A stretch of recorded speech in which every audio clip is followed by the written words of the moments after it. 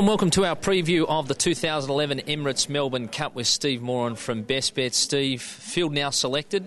Now the challenge, finding the winner. There's plenty of cases to be made for a number of runners here, isn't there? Certainly is, Sean. It's the most competitive cup in living memory.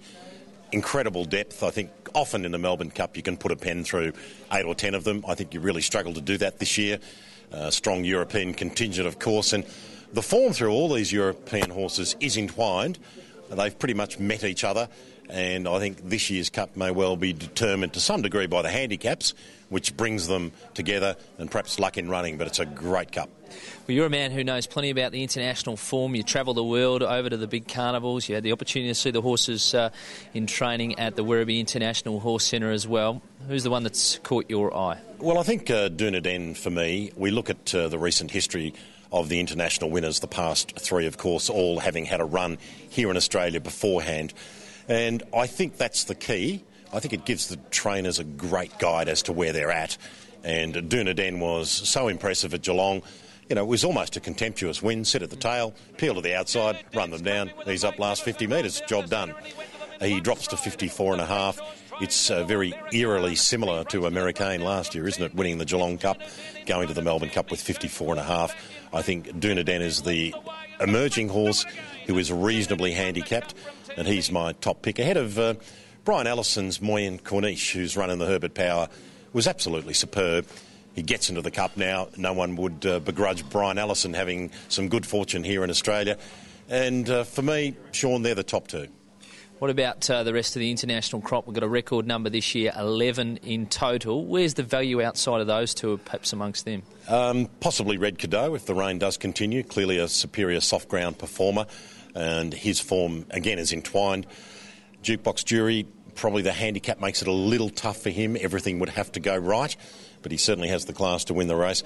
And similarly with American, who, you know, let's face it, only 4 horses have won back-to-back cups, and I think it's probably reasonable to delete the first. Archer back in 1861, 1862 as a legitimate reference, so it's pretty tough to do it back-to-back.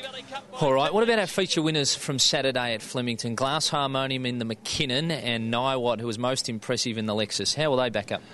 Well, I think you have to respect Niwot, given in the past 2 years we've seen the Lexus winners Shocking and Malucky Day go around in the Cup with 51 kilos, as Niwot does.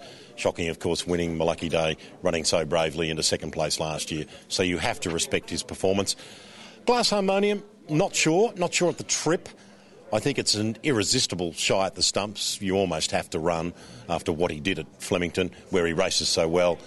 Distance is the unknown quantity with him, you know, to be frank, I'm not sure. What about some of those horses that weren't there at Flemington on Saturday, not here at the Werribee International Horse Centre? What about some of those horses? I guess I think of, you know, Lucas Cranach, Ilo as another one there. Can they figure? I think they can. Unusual Suspect and Lucas Cranach, I thought, were the two best runs in the Caulfield Cup. Some people decrying that form, but, you know, the winner Southern Speed ran well on the McKinnon on Saturday. The third place Tullamore went to Moonee Valley and split American and Elo. I think Lucas Cranach and Unusual Suspect have definitely got chances. They'd be in my top 5. Elo, you have to respect the Cummings factor.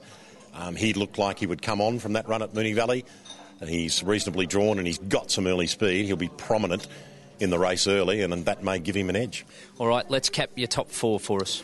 Top 4, I've got Dunedin on top for Mikel Delzongler. I think he was fantastic winning at Geelong. Moran Corniche for Brian Allison. I think you've got to, you know, whatever you play in the race, you've got to put American in. He's unbeaten here in Australia. My 4th pick would be a toss-up between those two, coming from the Caulfield Cup, Unusual Suspect and Lucas Cranach.